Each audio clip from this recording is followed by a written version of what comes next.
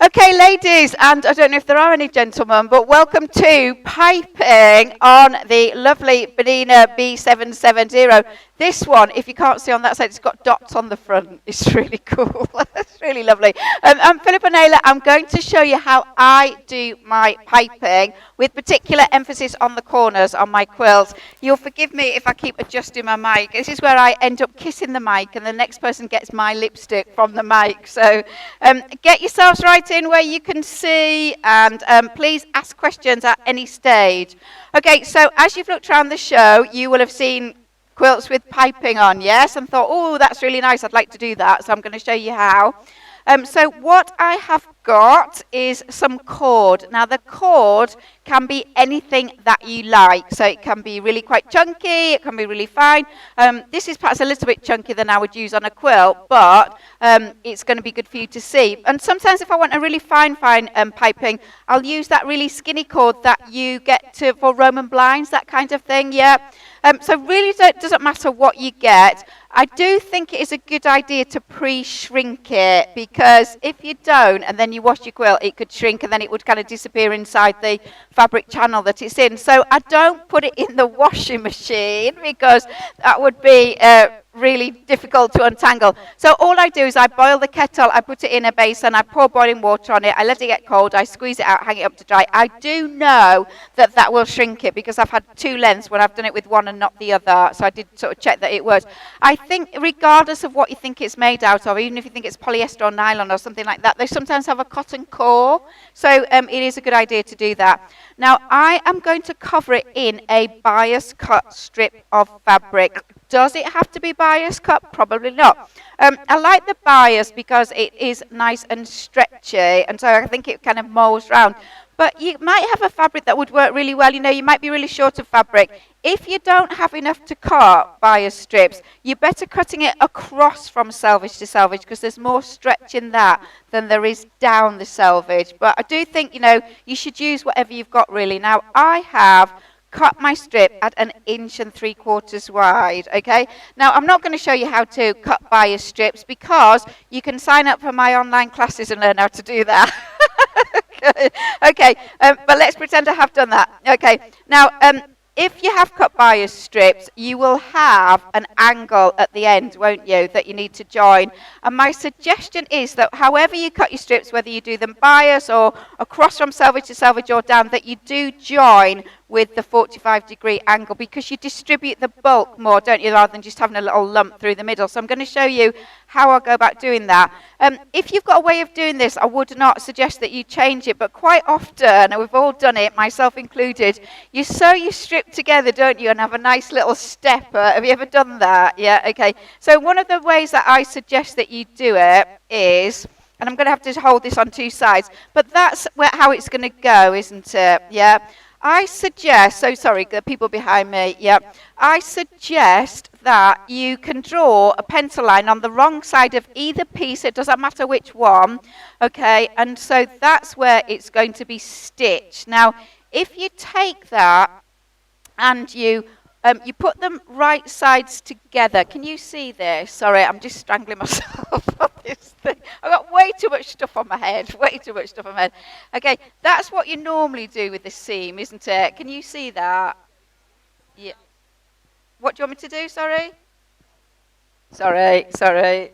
I do need help. I need lots of help. Okay, if you slide it, so where the line hits the piece underneath. Can you see that?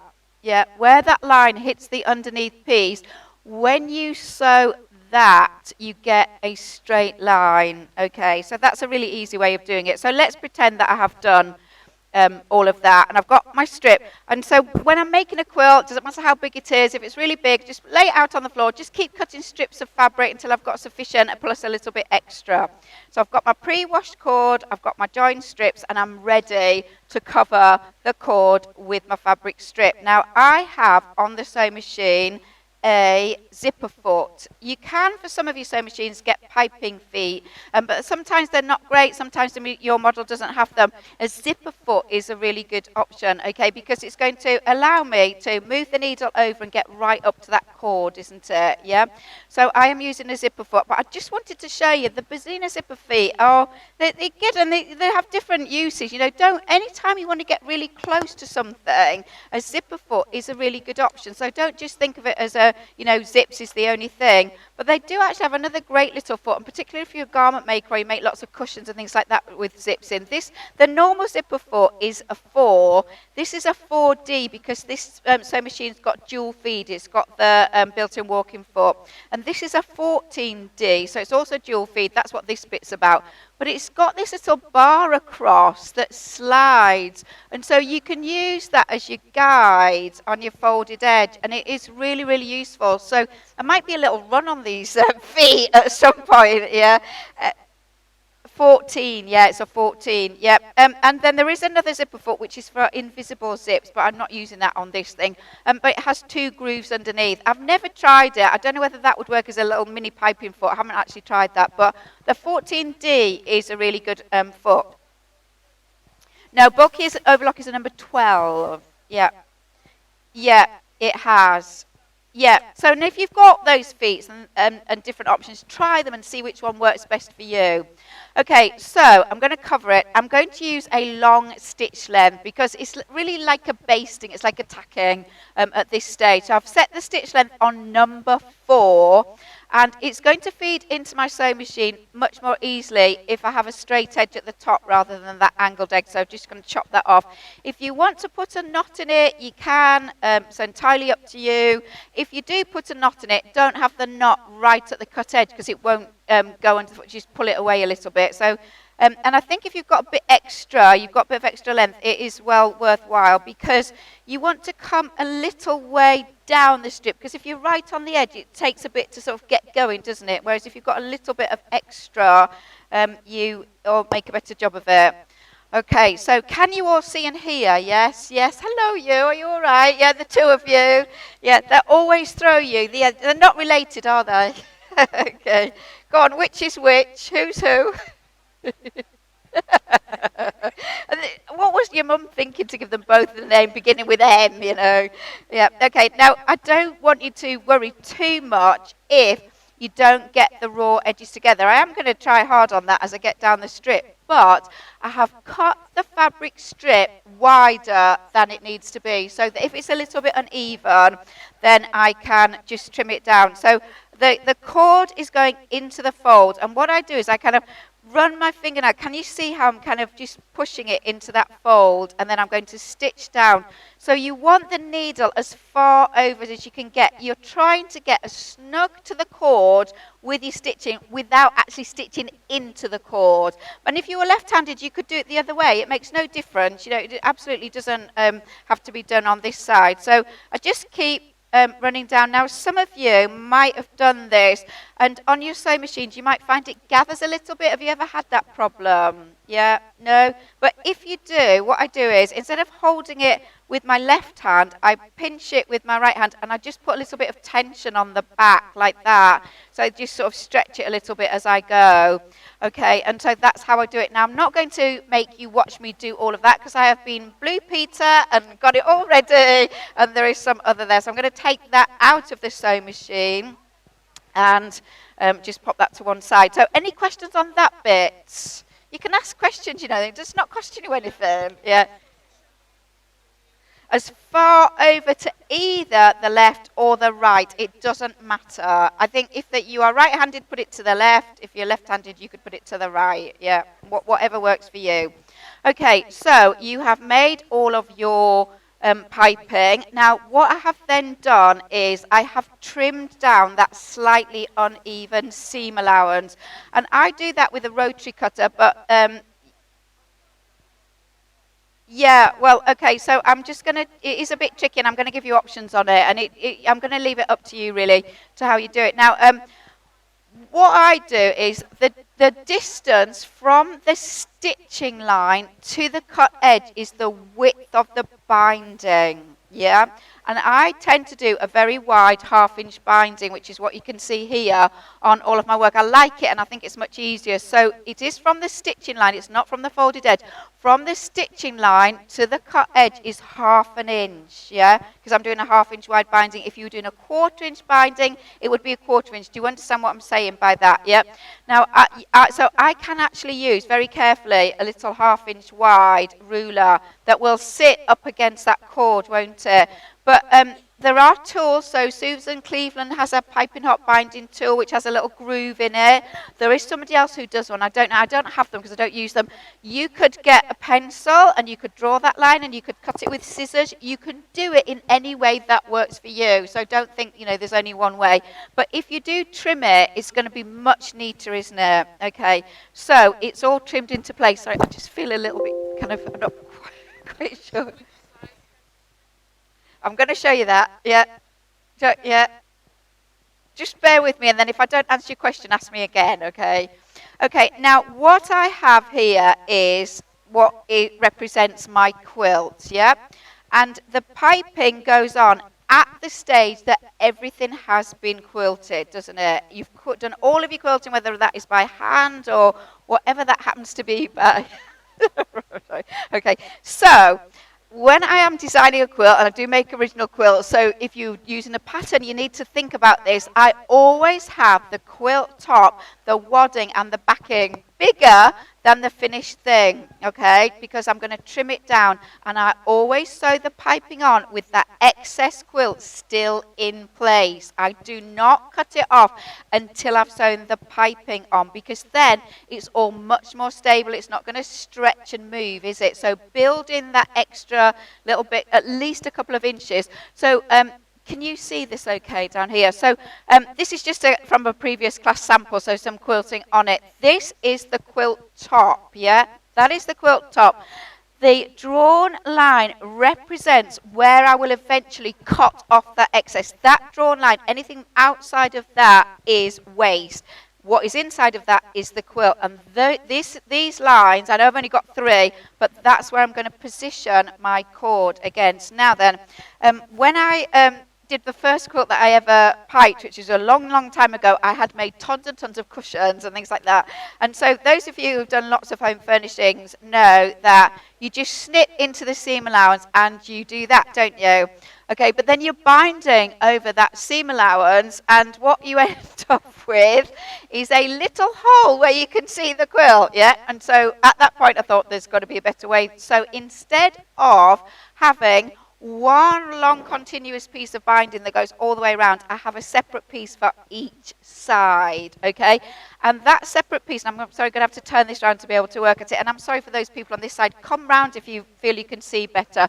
And yeah, I did black thread or dark thread so you could see. It would not be that colour thread, okay? So each side is going to have its own individual piece that is 1 inch or 2 longer than what that finished edge is going to be. Does that make sense to you? Okay, so I will move to another piece. So every corner would have a little overlap like that, okay, but I'm only going to do one corner. That's all you need to see. So I'm not going to bother showing you that. Now, tell me where my pins are laid. Oh, there they are. Okay, lovely pins these, they're very fine, 0.4 of a millimetre pins. Now when I'm doing this, I'll get myself on a nice flat surface and I will get really, really long rulers all the way around the inside edge of the piping, because if I just guide the piping against the edge of a ruler as I'm pinning it on, I'm not going to get a little wobble, am I? And if you think about it, you want to pin in the direction that you can take the pins out as you are sewing, because you're not having to kind of come round it in a ham-fisted way. You're all looking incredibly serious, but you're doing lots of good nodding at me, which is really good. So yeah, okay. And so I'm going to pin, and again, I'll just be working around, so I do need to turn that round to actually get to the other side. And I'm sorry, I'm a bit kind of bent on all of this, aren't I?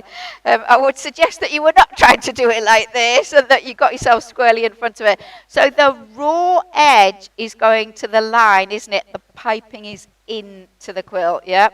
Okay, so let's get that in place. Sorry, I'm just going to have to Forgive me if I'm not making a super neat job of this, but you understand why, don't you? Now then, what I am going to do is I'm going to sew this on using exactly the same foot and exactly the same stitch length, which was a long length stitch number 4, because ultimately this will be stitched on again when the binding goes on. So you don't need a really short stitch length, it's just basting. But what I'm going to do is I'm going to leave 2 inches unstitched on each corner. So if I measure from that corner down on either side, it is 2 inches that is not going to be stitched on. I can draw on that, can't I? Because I'm going to chop it off. So, that is all good. So pretend that I'm going to start 2 inches down, because this is the corner that I'm working on.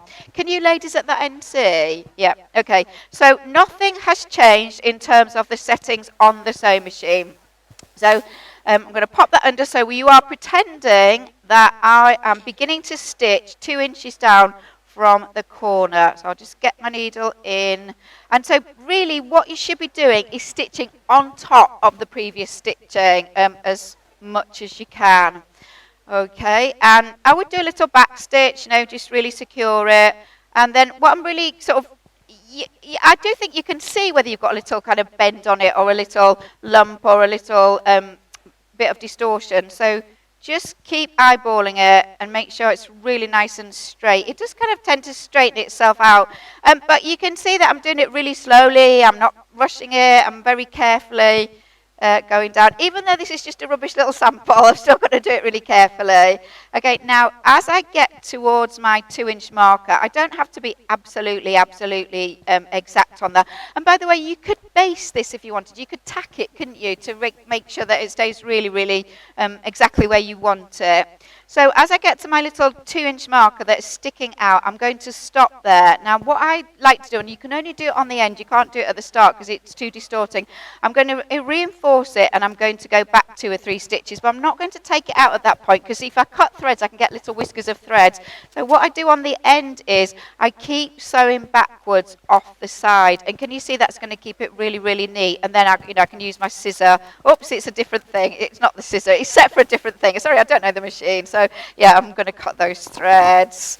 It did cut. It did a little locking off as well. So okay, so on the first side, I have got that stitched down with 2 inches unstitched, okay, and I ran off the side. So I'm going to do exactly the same and start 2 inches in from the corner, and maybe I know some of you don't actually like the locking off and the scissors. I usually just take the work out myself, but that's what's nice about the machine, is you have the options to do whatever you want with it. And what I did do on this machine, it has a hover, so that every time you stop sewing, the foot comes up. You can have that hover at anything from 2 mil down to nothing, and I prefer nothing. I take the hover off. I like to use the knee lift system so that I can lift or lower it when I want, instead of that, whenever it decides it wants to do it. So again, you got the options. You can do what you want with it. Okay, any questions on anything at this stage, ladies? Have we got any gents? I can keep saying ladies, can I? It's a 4 actually, and I haven't engaged the dual feed, which I could do, and might help it as well. So again, sometimes I worked for years on I've always worked on Berninas since 1986, and until recently haven't had dual feed, and I have one machine that I use that does have it and one that doesn't, and sometimes I think it's really great and really useful, and other times I don't actually want it. So you got to try that out yourselves and see when it's useful to you and when it's not useful to you. I was doing some very kind of intricate applique, and I found that the dual feed was not helpful, but for something like this it might be really great. Okay, so I'm not going to go any further than that. I'll just show you that little running off thing again. So I go backwards 2 or 3 stitches, and then I angle it off the side, and then I keep it all really nice and neat. But you can see why I can't do that at the beginning, because I want to keep that free. Okay, so I will use that. Now I won't use the scissors because it's doing a locking off. I'll just take the work out. Now, normally I would take it out of the back to protect the needle, but I'm just doing things a little bit differently from what I would normally do. Okay, so I'm going to pop that back. Now you're going to need to see what I'm doing here, ladies. So I'm going to have to ask you if you are on my right hand side if you want to, or you can look at the screen. Yeah, so okay, yeah No, look at me, not the TV. Okay, so what I could have, and some of you may be thinking this, I could have just sewn right round, couldn't I? But what I would have would be bulk of cord, wouldn't it, in the seam allowance. So I want to remove the cord. So I think you have two options on this. You can either unpick that little bit of stitching and you can just open that up, or alternatively, sometimes you can just sort of slide it back like that. If you've got that 2 inches, you can get that little, can you see, get that little bit of excess fabric in. So either unpick it or slide it back. It really is entirely up to you. But what I would always do is use a square, and the thickness of the square, that 1/8 of an inch, is really useful because you can kind of guide the, can you see how I'm sort of, I know my hands are kind of in the way, but I'm holding the cord against the edge of the square so that I get a nice 90, not a pointy and not a rounded thing. Okay, now what I'm going to do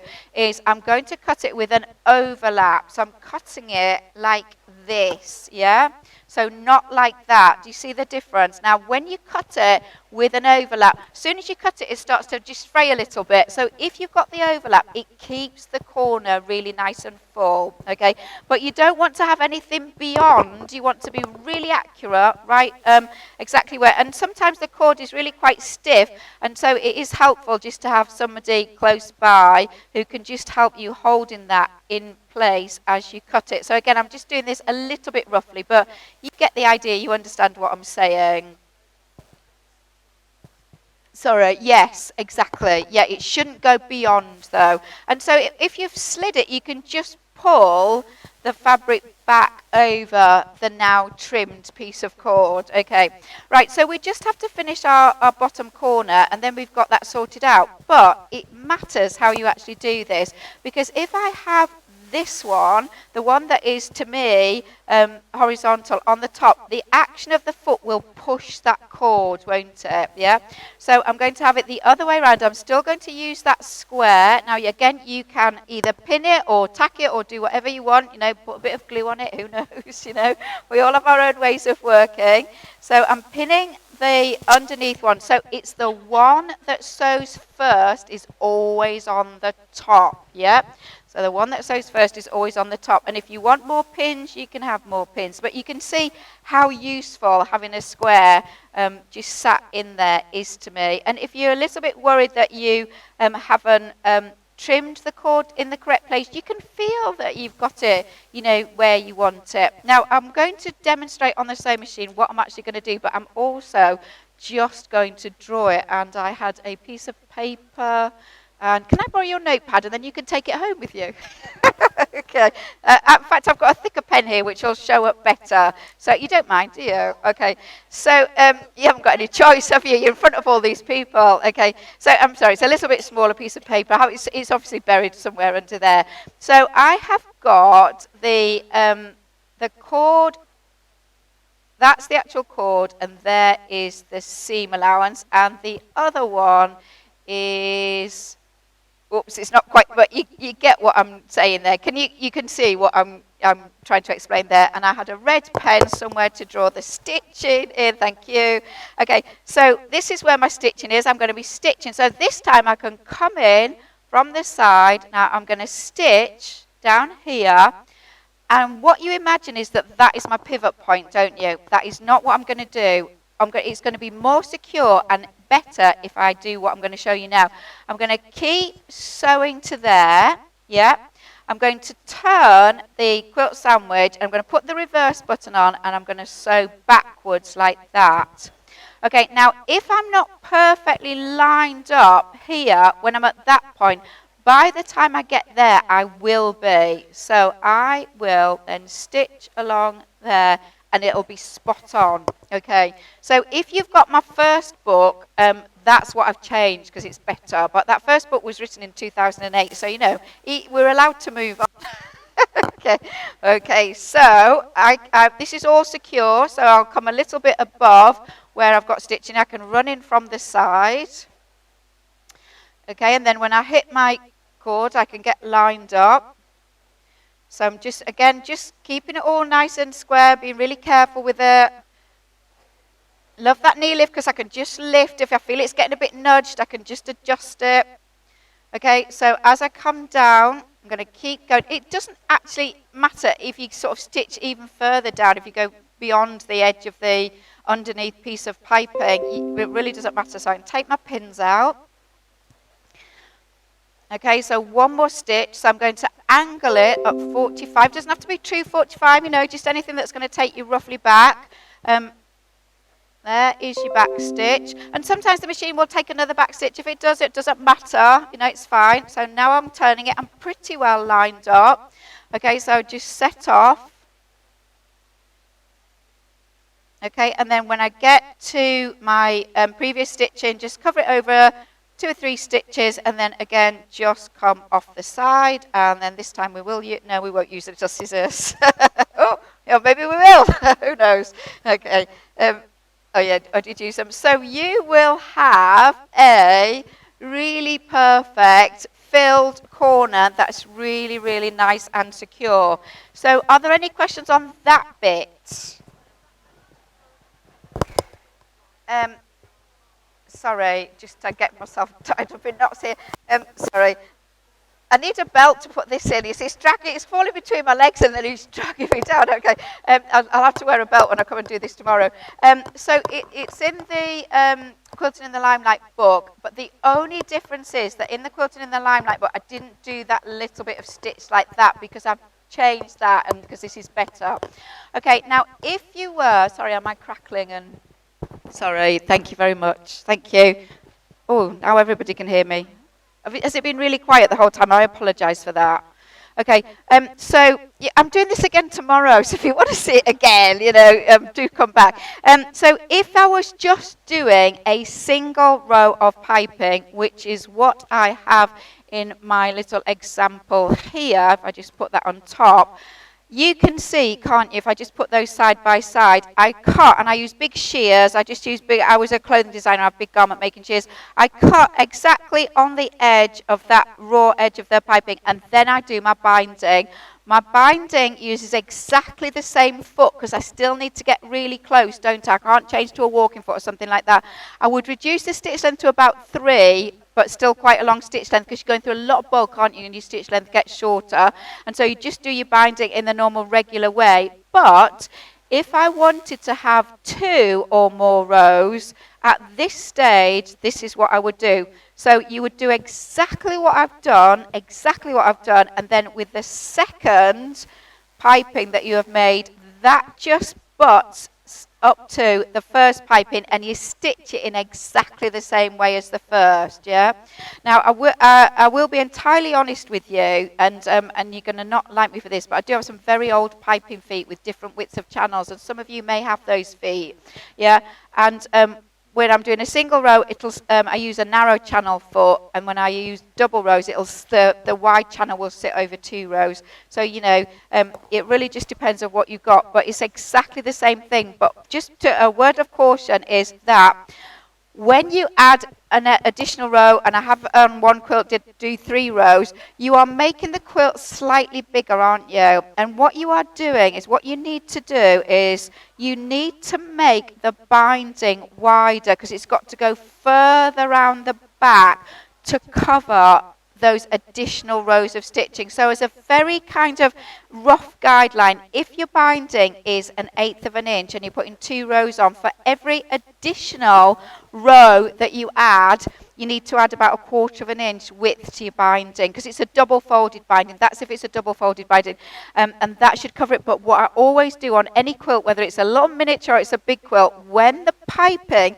has been applied and the quilt has been trimmed down, I cut a little strip of binding about 8 inches long in the actual fabric that I'm going to use, and always cut your binding parallel to the selvage if at all possible, unless it's a wavy edge quilt because it won't stretch.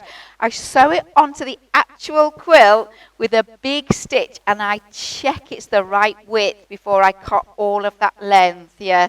And because you've all done it, haven't you? It's been a bit tight or a bit too wide or something like that, so you check it. So that is how I go about doing that. It's really simple. It's not difficult. You just need to pay attention at every stage, do it carefully and slowly. Are there any questions that I can answer on that? Okay, so the next quilt that you enter into the show, next year is going to have 2 rows of perfect piping on it, isn't it? Okay, great. So thanks for joining us. Yeah, if you want any questions about Bernina's, do come and ask the lady.